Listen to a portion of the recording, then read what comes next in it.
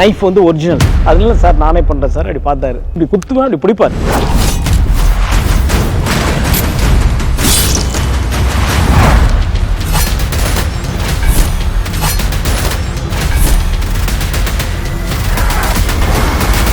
Jailer unlock super star Rajinikanth അഭിനയിച്ച mega block buster ചലച്ചിത്രം ജയിലറിന് പിന്നിലെ കഥ സബ്ടൈറ്റിലിനോടൊപ്പം നിങ്ങളുടെ സൺ നെക്സ്റ്റിൽ മാത്രം കണ്ടാസ്വദിക്കാം. ഇപ്പോൾ തന്നെ ആപ്പ് ഡൗൺലോഡ് ചെയ്യൂ.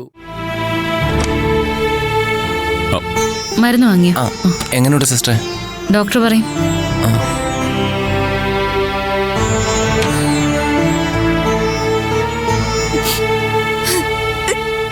എന്റെ മോളെ മോളെ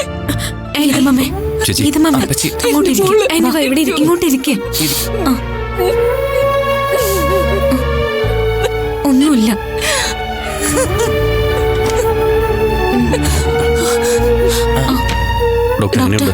പേടിക്കണ്ട, ഷീസ് ലക്കി.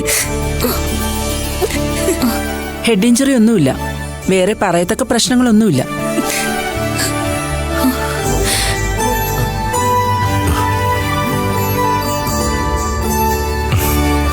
ബോധം തെളിഞ്ഞാൽ ഉടൻ തന്നെ ആ കുട്ടിയെ റൂമിലേക്ക് മാറ്റാം. എല്ലാരും കൂടി ഇവിടെ ഇങ്ങനെ നിൽക്കണമെന്നില്ല. 1 or 2 പേര് മാത്രം നിന്നാ മതി. ബാക്കിയുള്ളവർക്ക് വീട്ടിലേക്ക് പോവാം. ബോധം വന്ന് അവളെന്ന് കണ്ടിട്ട് ഞങ്ങൾ പൊക്കോളാം ഡോക്ടർ. ആ കുട്ടിയുടെ ജീവൻ ഒരു ആപത്തുമില്ല, ഞാൻ ഉറപ്പ് തരുന്നു. ഡോക്ടർ, ഞങ്ങൾക്ക് അവളെ ഒന്ന് കാണാൻ. ബോധം തെളിയാൻ കുറഞ്ഞത് 2 മണിക്കൂറെങ്കിലും എടുക്കും. ഞാൻ പറഞ്ഞല്ലോ, ആ കുട്ടി സേഫാണ്. നിങ്ങൾ എല്ലാരും കൂടി ഇവിടെ ഇങ്ങനെ നിന്നാ മറ്റുള്ളവർക്ക് ബുദ്ധിമുട്ടാകും. അതുകൊണ്ട് ദയവ് ചെയ്ത് 1-2 പേര് നിന്നിട്ട് ബാക്കിയുള്ളവർ പൊയ്ക്കോളൂ. ഡോക്ടർ, എനിക്ക് എന്റെ മോളെ ഇത് കാണണം. ഇപ്പൊ പറ്റില്ല.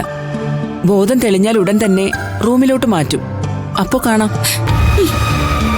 വിഷമിക്കണ്ട, മോക്ക് ഒരു കുഴപ്പമില്ല. ശരി.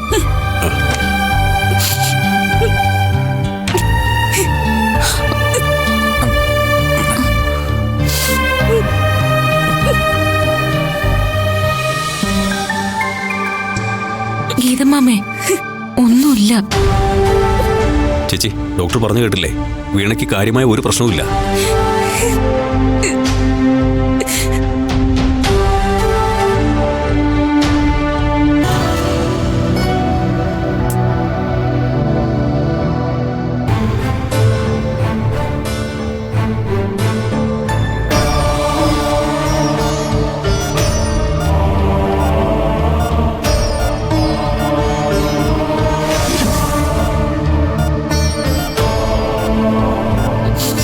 ഗീതമാമേ, ഒന്നുമില്ല.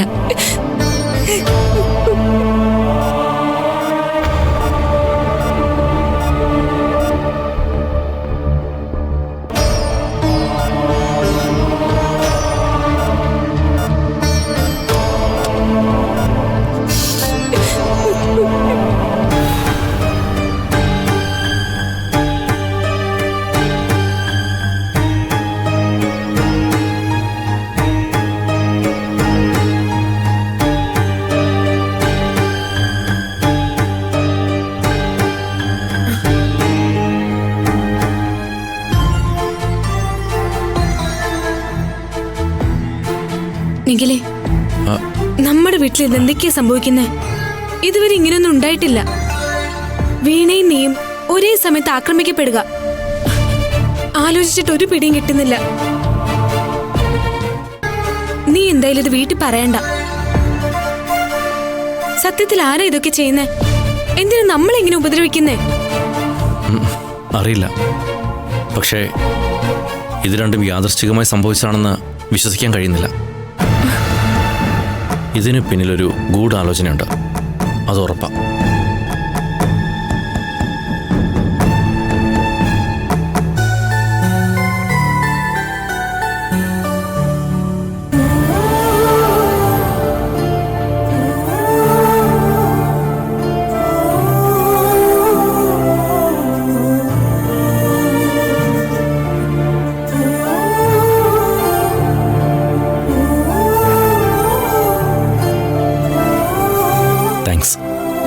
എന്നോടോ? നീ വന്നില്ലായിരുന്നെങ്കിൽ ചിലപ്പോ അവരെന്നെ കൊന്നുകളഞ്ഞനെ.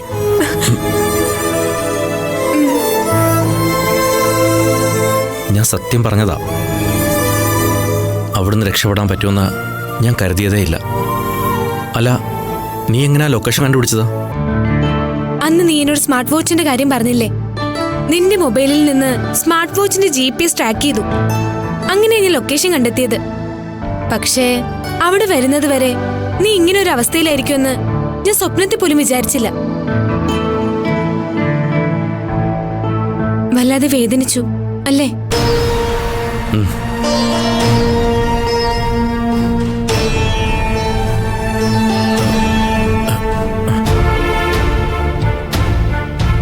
എന്താ, എന്തെങ്കിലും എന്നോട് പറയാനുണ്ടോ?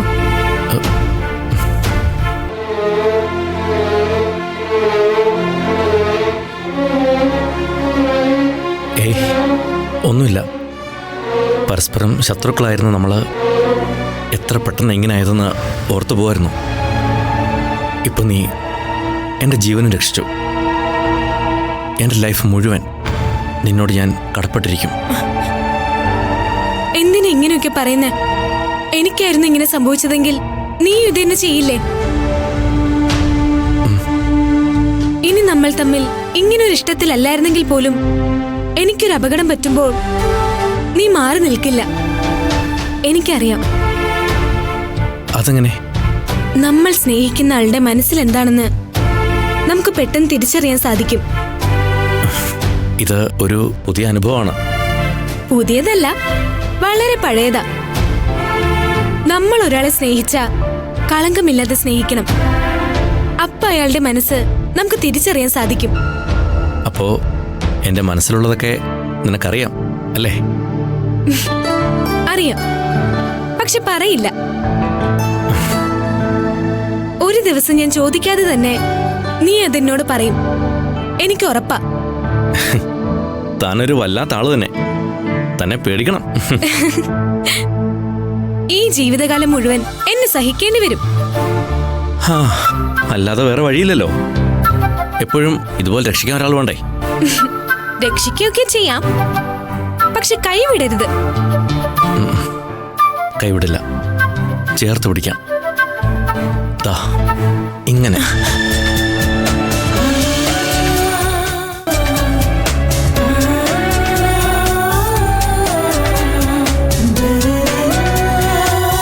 ഇനി ആരെന്നെ കൊല്ലാൻ വന്നാലും എനിക്കൊരു പ്രശ്നമില്ല.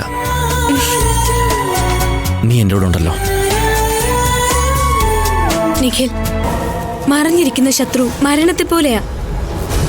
നമ്മുടെ യഥാർത്ഥ ശത്രു ആരാണെന്ന് കണ്ടെത്തണം. എങ്ങോട്ട് പോയാലൊരു ശ്രദ്ധ വേണം. ഞാനത് തീരുമാനിച്ചതാ. ഇതിന്റെ പിന്നിൽ ആരായാലും ഞാനത് കണ്ടുപിടിക്കും.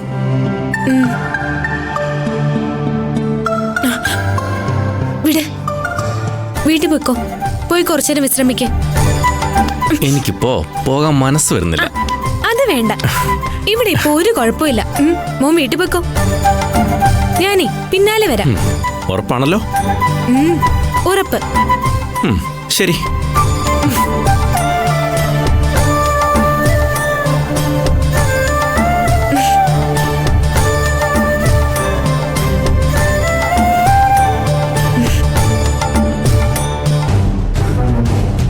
ദർശനെ, ഞാനൊരു കാര്യം ചോദിക്കട്ടെ? എന്താ കാര്യം? ഇത്രയും ദൂരം വണ്ടി ഓടിക്കുമ്പോഴും വണ്ടിയുടെ ഡിക്കിയിൽ ഒരാളുണ്ടെന്നുള്ള കാര്യം നിങ്ങൾ അറിഞ്ഞില്ല എന്ന് വിശ്വസിക്കാൻ ബുദ്ധിമുട്ടുണ്ട്. നിങ്ങൾ വിശ്വസിക്കണമെന്ന് എനിക്ക് ഒരു നിർബന്ധവും ഇല്ല. എന്തൊക്കെ പറഞ്ഞാലും ഇതിന്റെ പിന്നിൽ എന്തോ ഒരു ദുരൂഹതയുണ്ട്. വെറുതെ ആവശ്യമില്ലാത്ത പറയരുത്. അമ്മ എന്തിനാ ഇതൊക്കെ ഇപ്പൊ പറയുന്നേ? മറ്റുള്ളവരെ കുറ്റപ്പെടുത്തുന്ന രീതിയിലുള്ള സംസാരം അമ്മ നിർത്തണം. അത് ശരിയല്ല. നീ എന്നെ പറഞ്ഞു പഠിപ്പിക്കാൻ നിൽക്കണ്ട. പറയേണ്ടതും പറയേണ്ടാത്തതുമായ കാര്യങ്ങൾ എന്തൊക്കെയാന്ന് എനിക്കറിയാം. എന്തായാലും ആശുപത്രി കിടക്കുന്നവർക്ക് ബോധം വരട്ടെ. അപ്പൊ അറിയാല്ല യഥാർത്ഥത്തിൽ എന്താണ് സംഭവിച്ചതെന്ന്. ദർശനെ മനഃപൂർവ്വം ആക്ഷേപിക്കാനാ ചെറിയമ്മ ഇതൊക്കെ പറഞ്ഞുണ്ടാക്കുന്നത്. അല്ലാതെ ഇതിൽ സത്യമൊന്നുമില്ലാന്ന് ചെറിയമ്മയ്ക്കും അറിയാം. എന്തിനാ ഈ നാടകം നടത്തുന്നേ? സത്യം പറയുമ്പോ ചിലർക്ക് പൊള്ളും. അത് എന്റെ കുറ്റം കൊണ്ടല്ല, കുറ്റബോധം മനസ്സിലുള്ളത് കൊണ്ടാ.